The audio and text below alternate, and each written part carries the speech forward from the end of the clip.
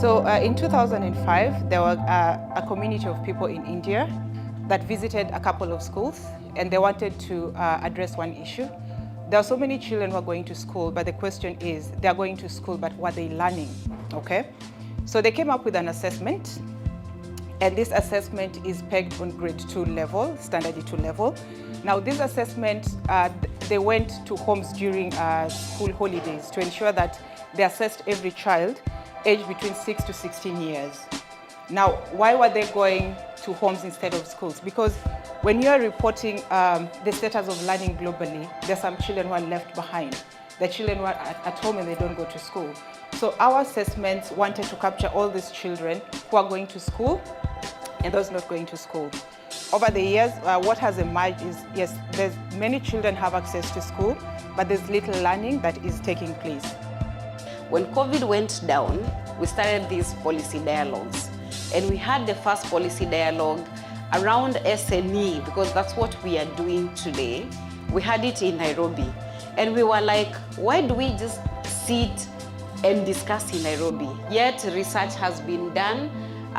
This research that we are sharing with you today is a study that was done in Kenya, Uganda, and Tanzania.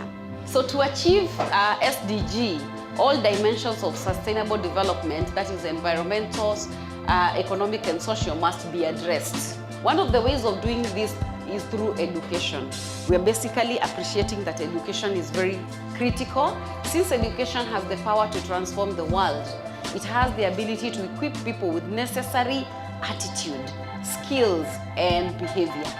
The root cause of stigma and the lack of services for children and other persons with disabilities, especially in the African context, ni kwa sababu ya zile dhana zetu potofu. Na hizi dhana zimetokea wapi? Kwa wazee wetu. Kiangalia mganga, yeye atapelekewa mtoto, tuseme mwenye hydrocephaly. Atasema huyu ni pepo tutusi.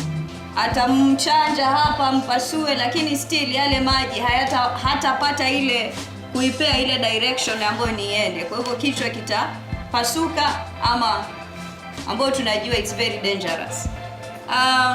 Ukikuja kwa mchungaji ni mtu ambaye wewe unaweza sema yeye hashikilii zile dhana, lakini wao ndio wakubwa ambao wanaziendeleza. Mtoto kama yule anakosa zile services hospitali kwa sababu gani? Amepelekwa kwa mchungaji. Siku hizi kuna waombezi. Waombezi nao wanafanyaje na wachungaji watamwambia, mama, huu ulemavu wa huu mtoto umesababishwa na pepo. Kwa hivyo kile tunachofanya tufanyeje? Tutoe pepo. Kwa hivyo tayari kama alikuwa ni apate referral ya kwenda hospitali, ashachelewa. Kwa hivyo ile early intervention tayari inakosekana. Kwa hivyo hiyo ndio tunayofanya. Na pia ikuja kwa government leaders, pia nao tunawaeleza, je, wewe kama kiongozi wa serikali, ni jukumu gani ulilo nalo? Umeongelelea kuhusu hizo sheria zote ambazo ziko. Lakini je, huku mashinani kwetu wale watu ambao ndio wana represent the government wanazijua? Kwa hivyo tunachukua hiyo responsibility ya kuwakumbusha zile haki na pia majukumu yao. Kuna mzazi pia naye tunamleta.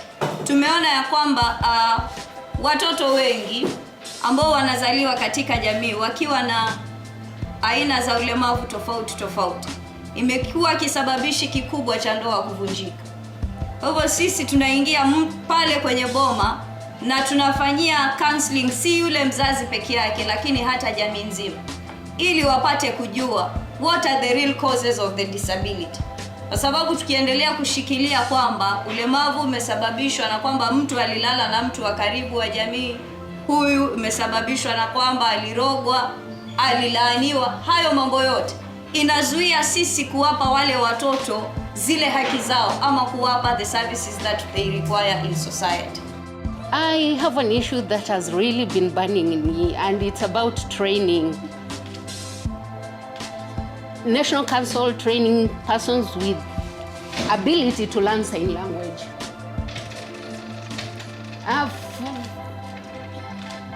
People who go to train for sign language, and especially those who went to SHANS, somebody has said those advertisements were made, but people did not go to learn.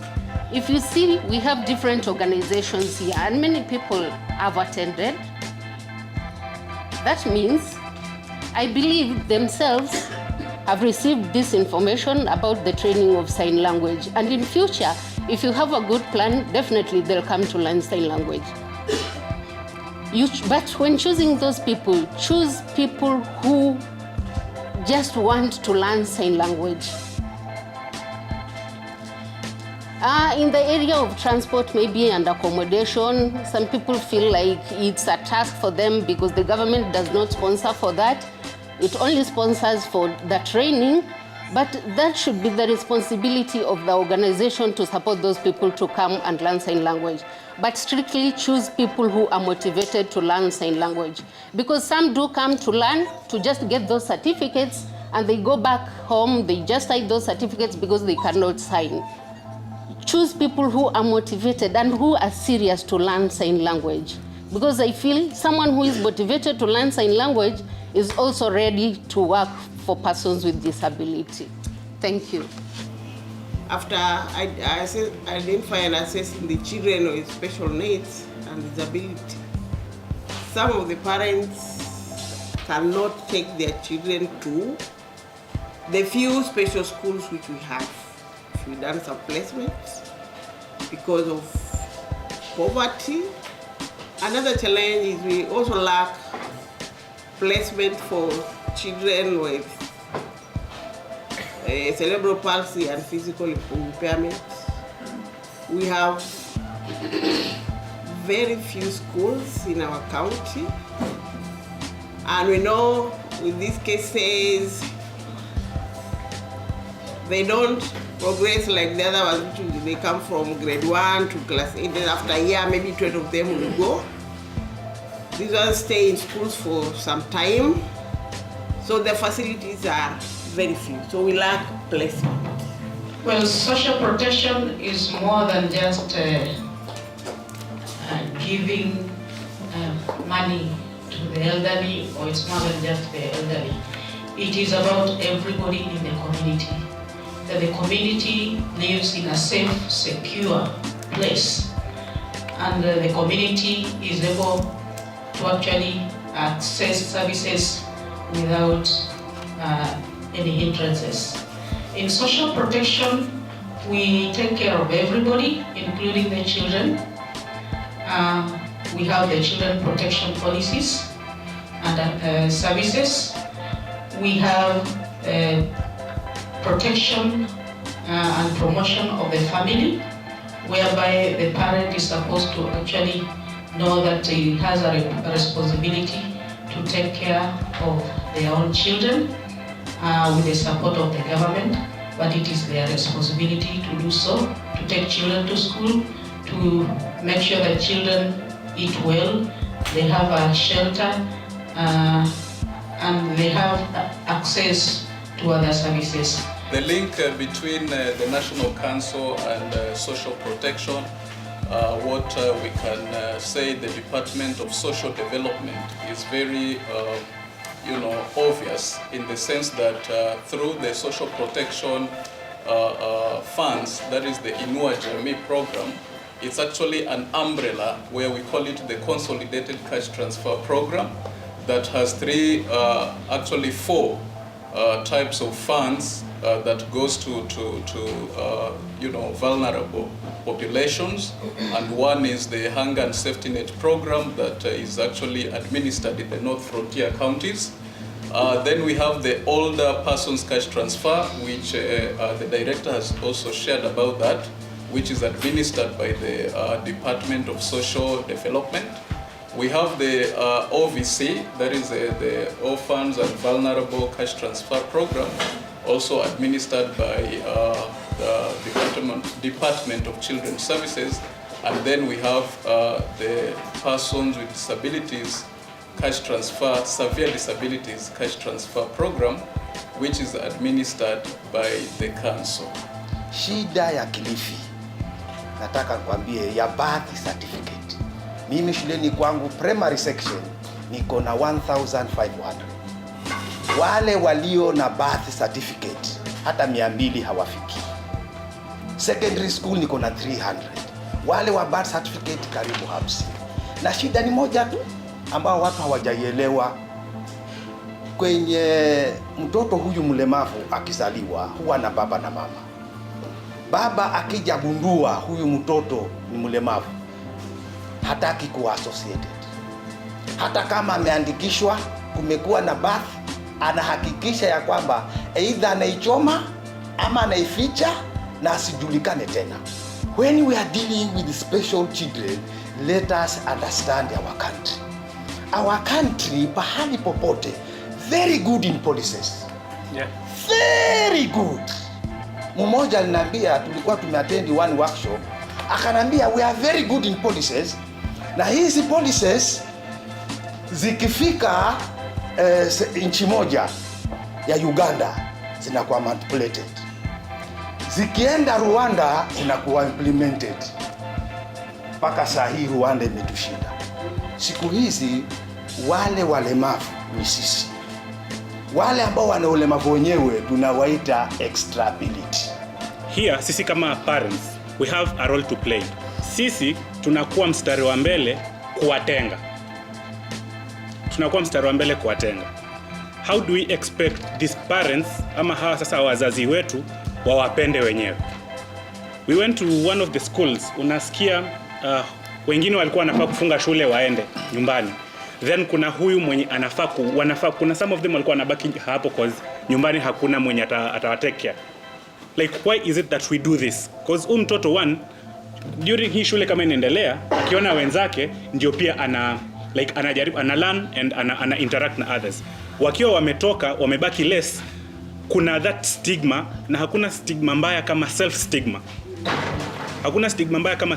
And sisi tukiwa exposed to that self stigma, then I think as much as we want to progress, as much as we want to do the change in this community, then we will not really achieve our objective if that will be the cause every now and then. So it's upon us to appreciate them, accept them, and help them so that they can also feel like they belong in our families, because they have this, the sense of identity.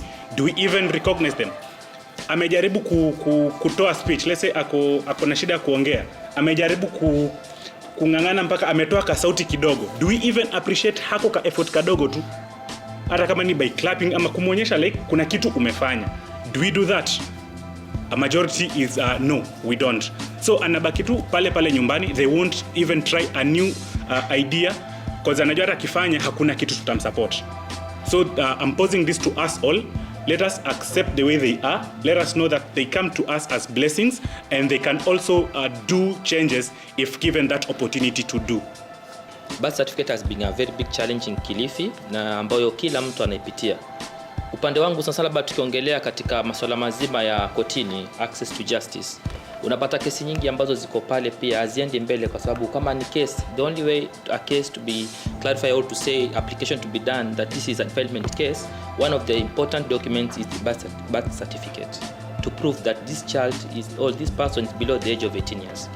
Na tukipata kesi nyingi zinaenda kwenye age assessment, unapata sasa daktari anasema tu is between 16 to 19 or 18 to 20.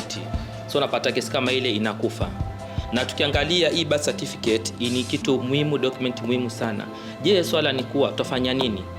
Recently, I think we partner with National Gender Equality Commission and other partners when we are conducting the RRI, that Rapid Response Initiative. Na tulipata kuwa tuliandikisha watu wengi sana. Kumaanisha kuwa the biggest problem is access to these services. Tukipata ofisi ya birth iko Kilifi, someone from Magarini has to travel from Magarini to Kilifi, that will cost around maybe 3,000 to 4,000 shillings. So unaangalia document yenyewe, maybe the document itself unapata upata legal registration it's 150 shillings. So hiyo accessibility ya kuwa ile hizi services haziko karibu na watu. So we need a lot of coordination and partnership, and serious partnership, for us to counter or to come up with a solution to this problem. Our main purpose as educational assessors, we assess with a specific objective. We don't just assess a child. You are deaf, you are a CP, you are I don't know what. We are assessing for a specific objective, for educational intervention.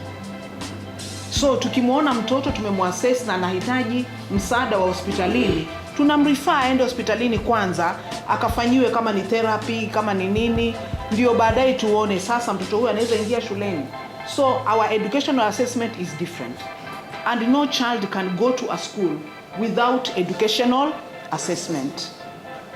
Ni ombi langu kama hizi shirika zenye ziko hapa tofauti tofauti na wanafanya mambo na kuhamasisha jamii, turudi kule nyanjani tuhamasishe wanajamii wetu, ili tuweze tufikishe ujumbe mzuri ambao pia wazazi wajitokeze wakati wa budgeting, waweze kusimama na kupropose na kupitisha budgets ambazo kama ni shule wengi ambao saizi wa viongozi wanatengeneza shule kama Kilifi North. Kiongozi wetu wa MP ametengeza shule nyingi sana, lakini hakuna shule ya walemavu.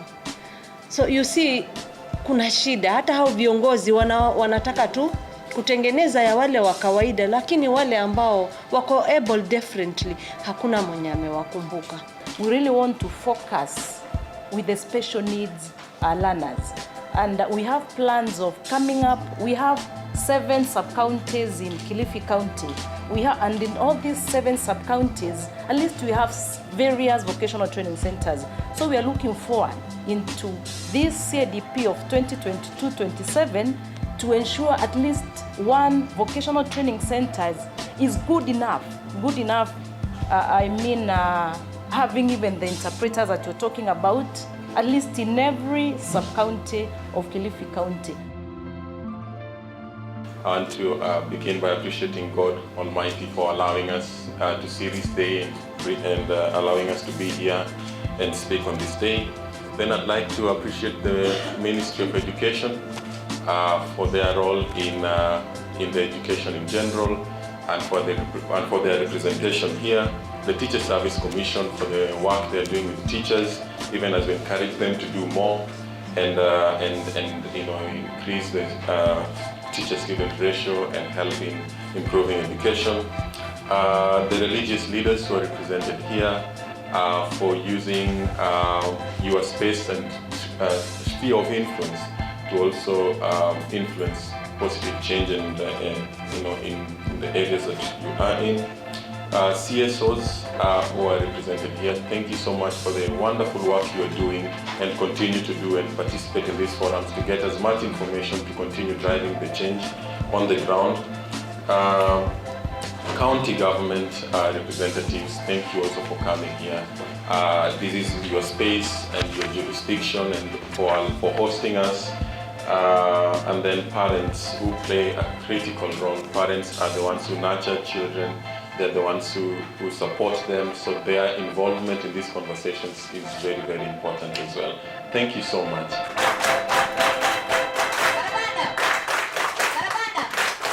Señorita.